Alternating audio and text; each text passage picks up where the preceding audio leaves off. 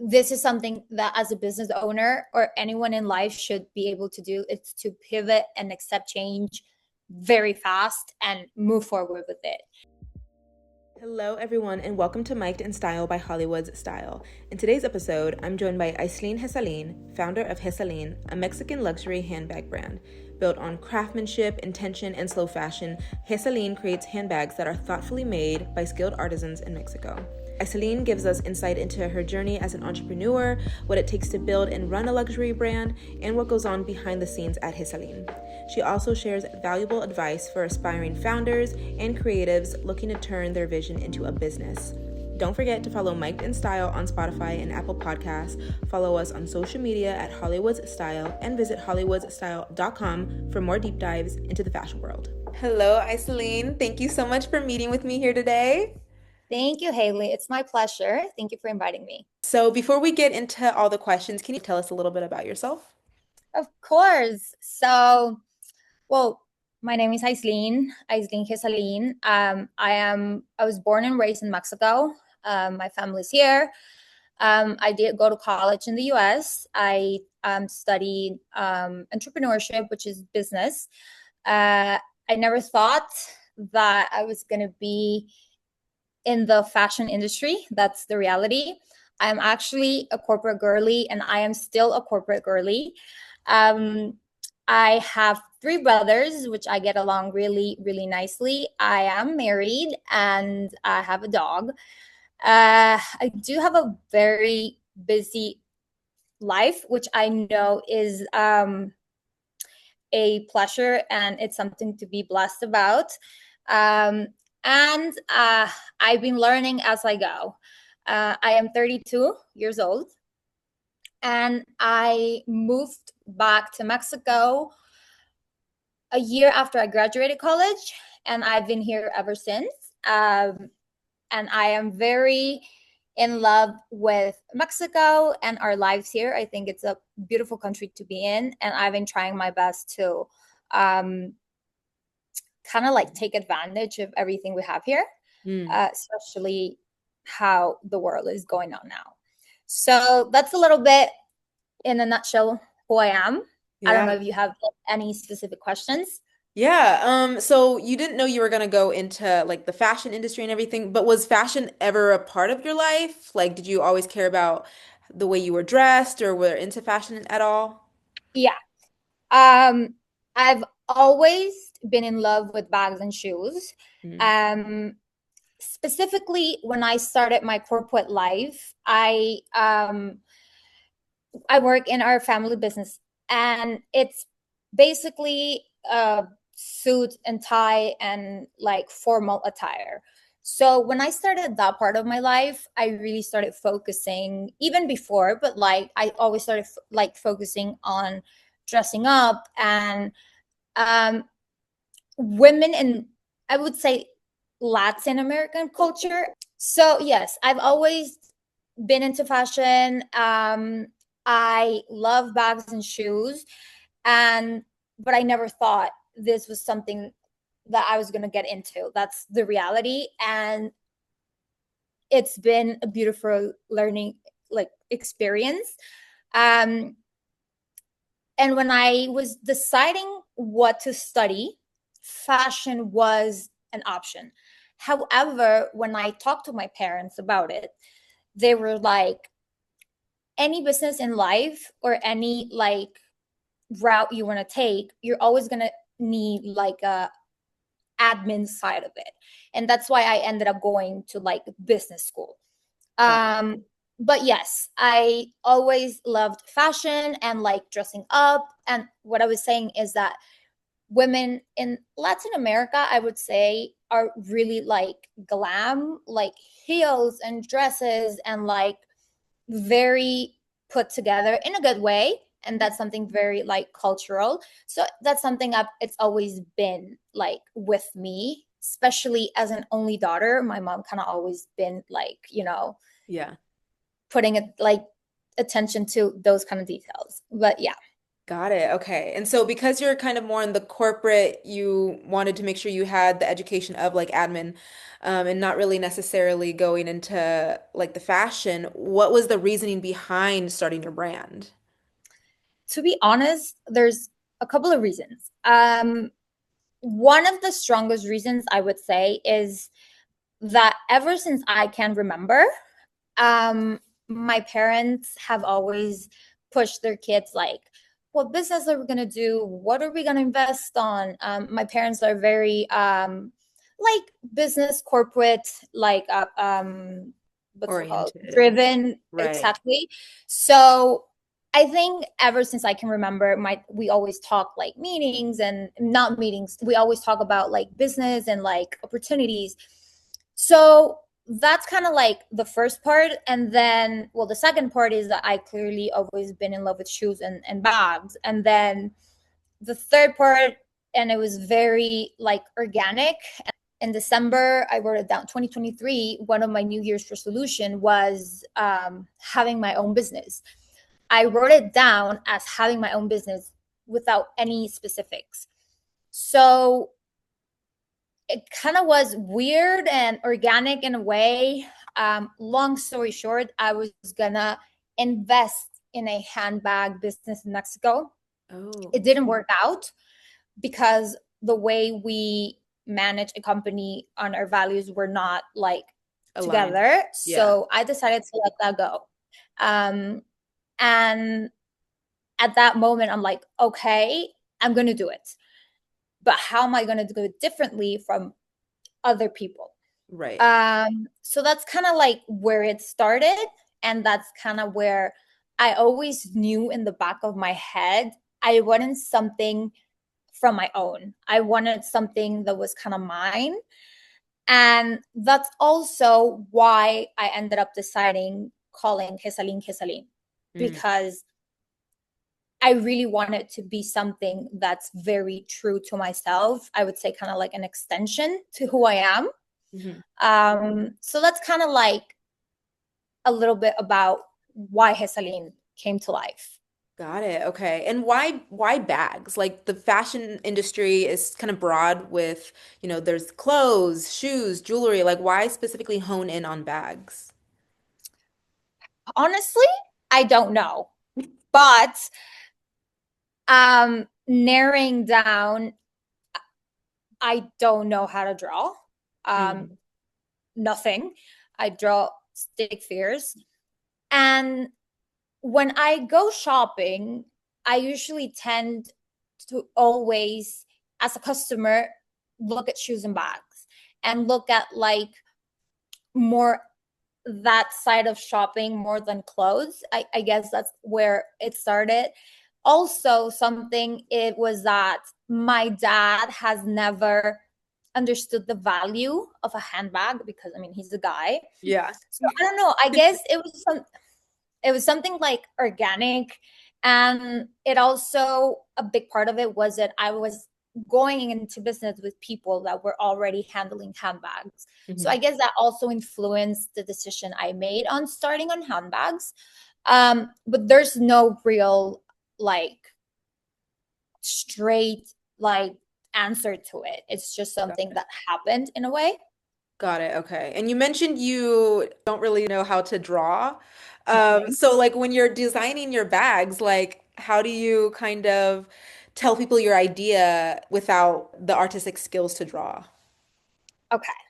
Um, to be honest, I have all the ideas in my head, and I Mhm. am very grateful of having a great team that really helps me put all my ideas together Yeah. in paper and actually seeing if it's doable. Because obviously, from my creative side, I'm always like, okay, I want this, and that. But Right. obviously, you cannot put everything together.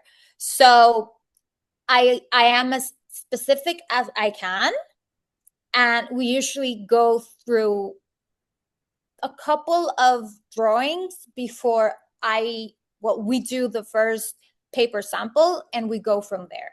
So what I do the most is sampling, because until I'm not happy, I will start production on whatever bags we're going to do. I try to be very specific on what I'm looking for. And so like when you're creating, when you have all these ideas in your head about like what you want your bags to look like, do you look at what's trending right now? Because there's so much trends that's going on in the world with like TikTok and everything. Everything is just kind of like circulating. So do you look at what is trending right now, or do you kind of do any forecast research? I mean, it's really hard not to look at trends. That's a reality. But also, I am very, very like firm Hmm. in what I want Jesalin to be because of who I am. So when I start a collection on when I talk to the team what I'm looking for, it usually starts around what am I missing in my closet. And when I started corporate and being an only girl, it started becoming a very minimal, timeless, classic closet. Hmm. So that's kind of like the line that I go to. So trends might have an impact, but I wouldn't say it's something that I am like, okay, this is coming up. We need to do this. Right. No, not at all. Especially because if I don't use the bag will not go into production. And that's like one of my very specific rules. But trends are always going to be there. But that's not something I really, it doesn't play a big role. Right, right. I really like that though. Like if I'm not gonna wear my own product, then it doesn't need to be made because then it's not really who I am. And that's what your brand is based off of, which is really cool. Yes. And for me, that's like, and I do listen a lot to my clients, and obviously in a really good way, they've taken Mhm. out of my comfort zone. Uh, but at the same time, I'm like, would I wear this to the office? Is this something I Right. would actually wear out to dinner? Is it too much? I don't wear a lot of color. I don't wear like I'm not like a flower girl kind Yeah. of vibe. Maximalist type of, yeah. Mhm. So yeah, I'm very like I wouldn't say stuck to that, but I like to be very true Right. to what I am. That obviously comes along with Hisaline for sure. And you talked a little bit about the production of your bags. What do you think the most difficult part of production when your bags are being created? Honestly, I don't think production itself Hmm. is the toughest part. I think handmade is the toughest part Yeah. because there are so many factors that we can't control on a handmade process. For example, I really like to work and buy our supplies from small businesses like mine. Sometimes they're out of that leather. Sometimes they won't produce that leather anymore. Sometimes someone is sick. Sometimes someone is out on vacation. Someone quit. Finding the right people to work on a handmade process, that is the most challenging part. I see. The process itself of creating a bag, since it's people that are from generations, grandpas and fathers and grandmas doing bags, um, I wouldn't say that's kind of the challenge because it's something they know how to do already. Right. Kind of Okay. more the things we can't control. That's the reality. You talked about how your bags are handmade, and I love your slogan, made slowly by Mexican hands. That's all over on your website. Thank And you you. also, I love the videos that you post of showing these bags being handmade and everything. Like I remember seeing my favorite video is of the drill, like someone's Mhm. drilling into the bags. Why do you think it's important for your audience to see that part of the business?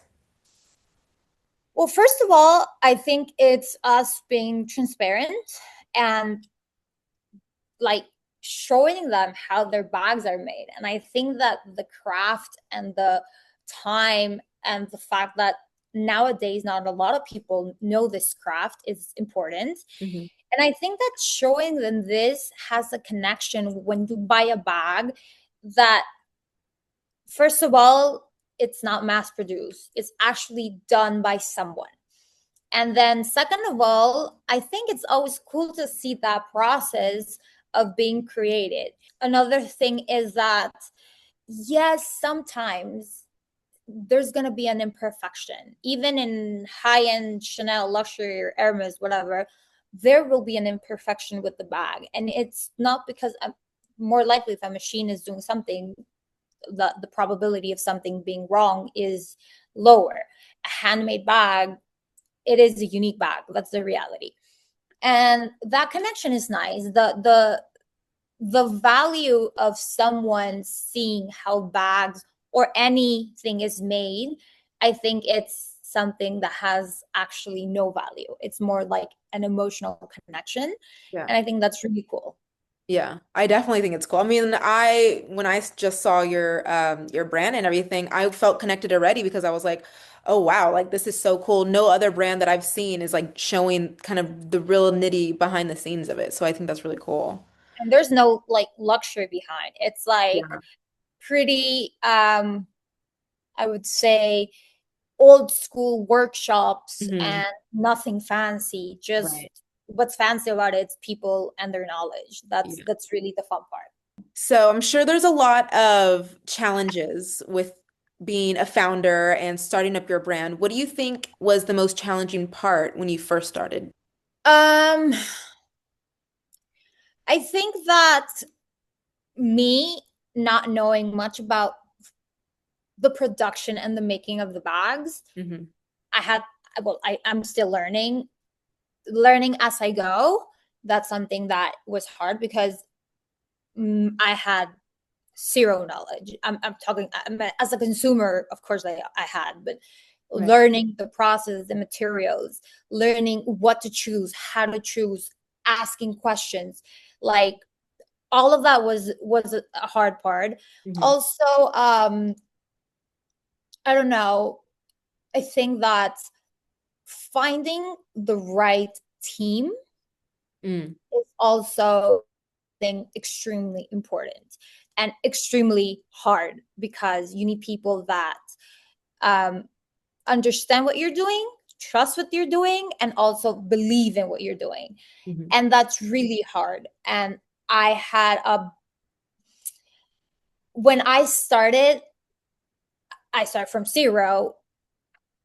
Nobody was believing in what I was doing. So let's say like hardware, nobody wanted to sell 50 pieces of hardware. They wanted to sell thousands of like mass production. That was really hard. Finding the right people to work with was very challenging, Mm. Did but I you did.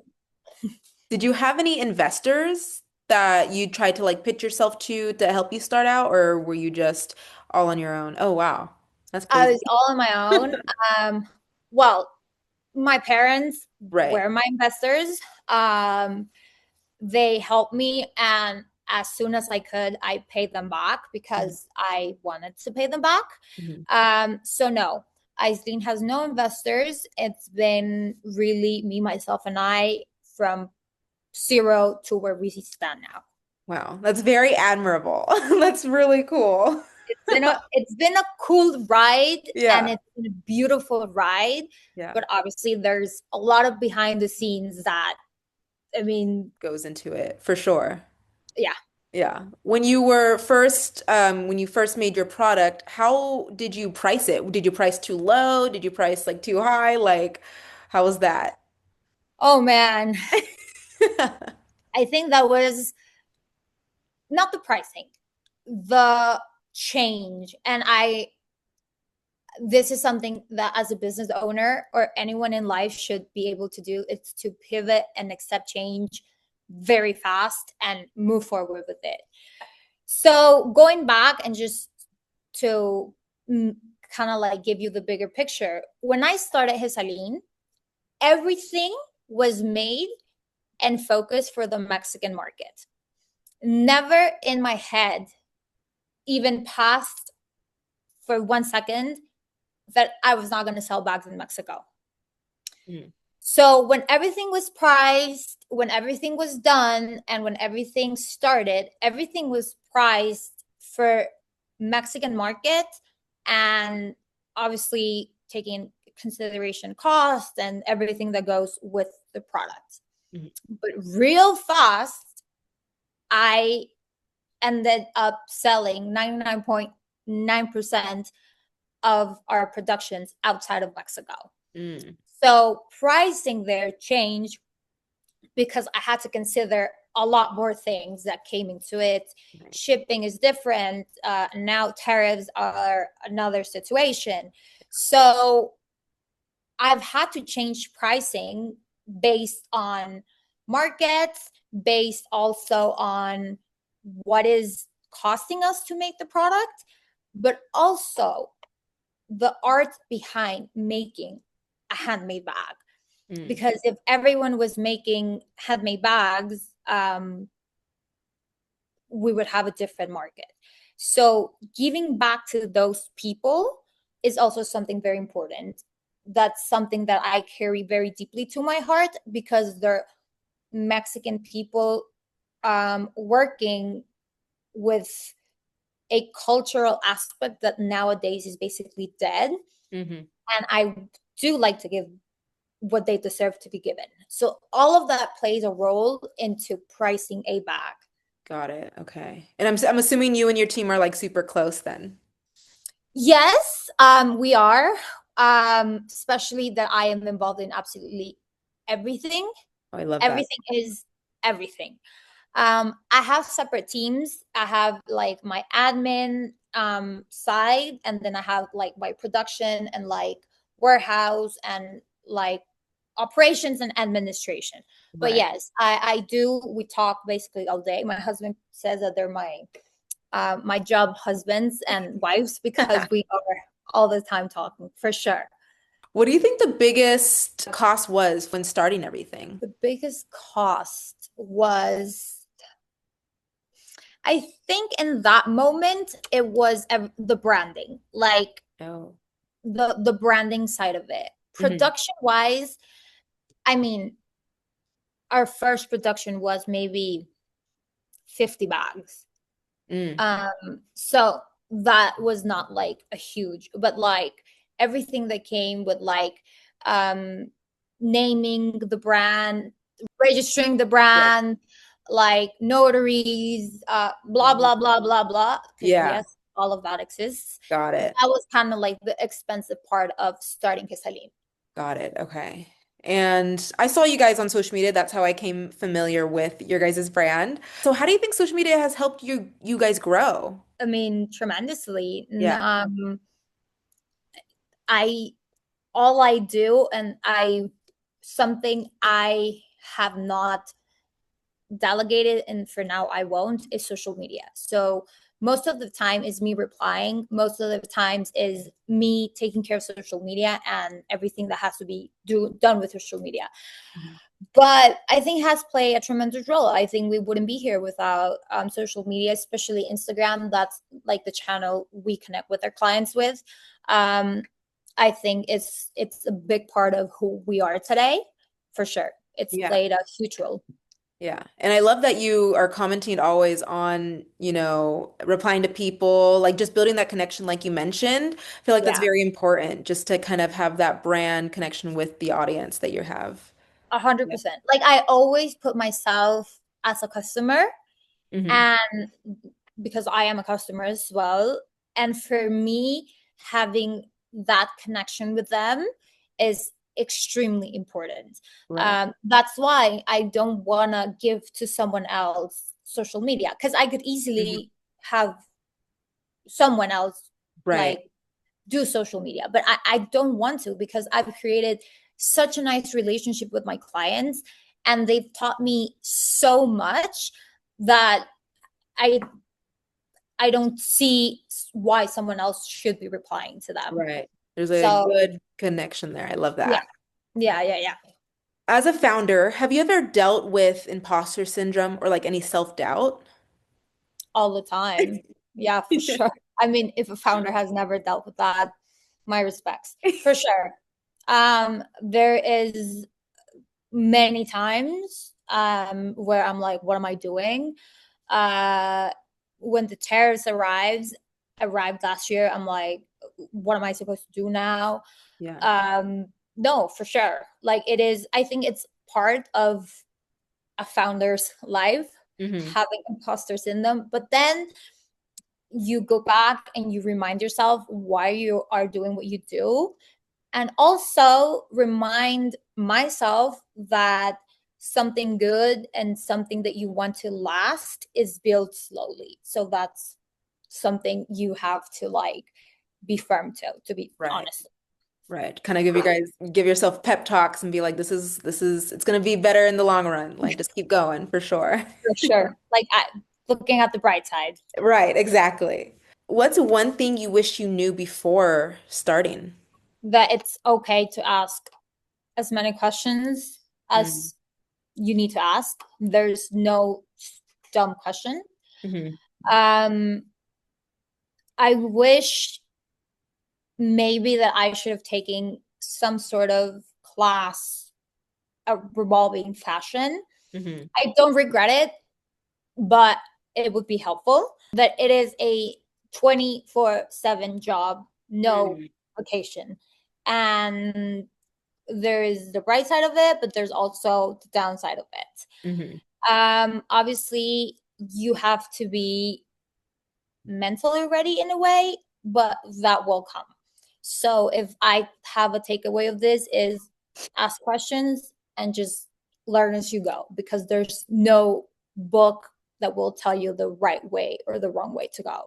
That's Got it. just as I've been taking it as I go. Got it. Okay. And for someone wanting to start their own brand, would you recommend them to take a class in entrepreneurship, or what kind of piece of advice would you give them? Just start even if you're not 100% ready, Mm. because you will never be 100% ready. And even if you're scared, start. Ask questions.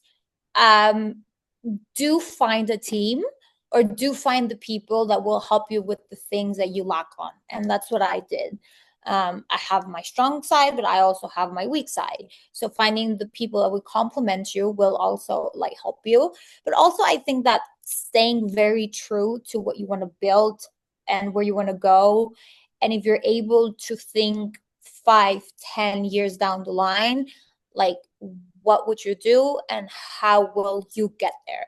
But honestly, you just have to go for it. And sometimes the money side, the investment side, it's not even the biggest role. The role is you believing you are capable of getting there and doing what you want to do. And I think like to stop like doubting yourself that you're capable of, because you are, you know what I mean? Yeah, I love that piece of advice. I think people are also like when they want to start something, they're like, oh, like I'll be ready next year. They just keep pushing it off, you know? So Yeah. Like I remember I woke up and I'm like, okay, today is the day. Let me yeah, start. Let me start like sourcing.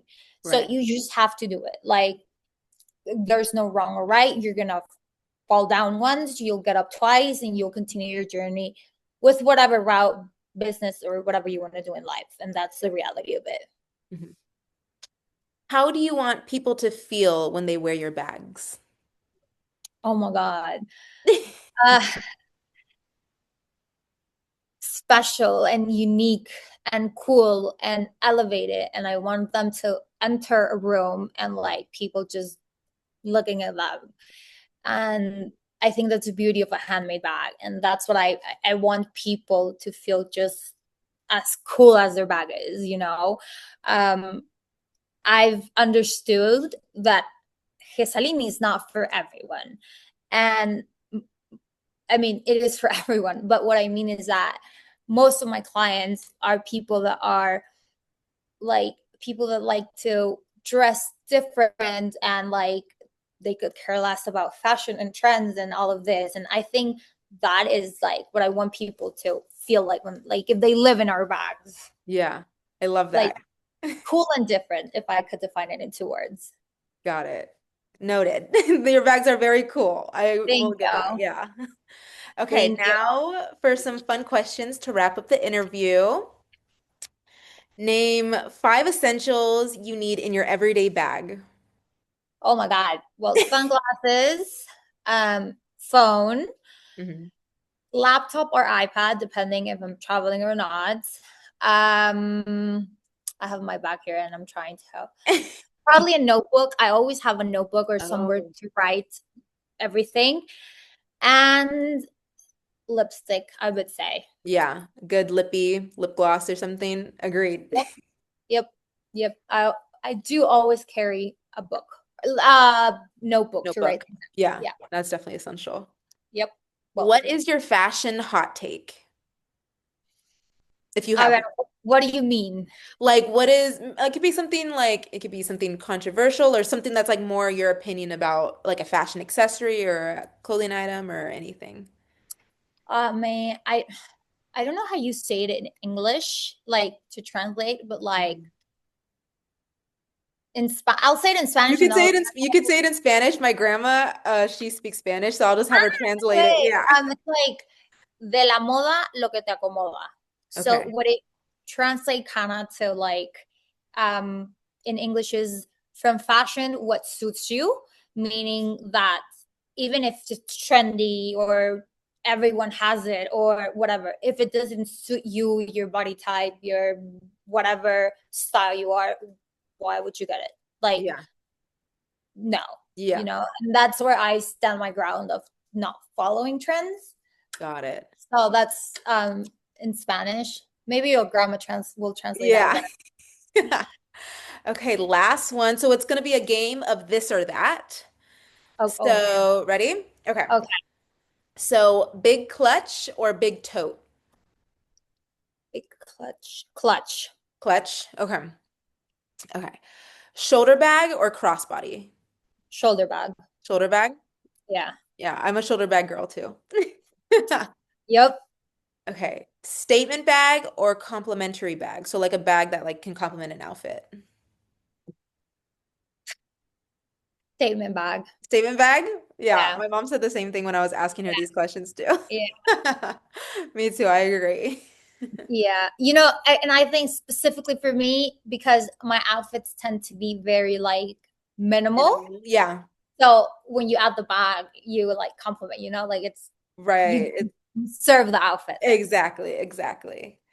Amazing. Thank you so much for joining me here and taking the time out of your day. I really appreciate it. Thank you. And congrats on what you're doing.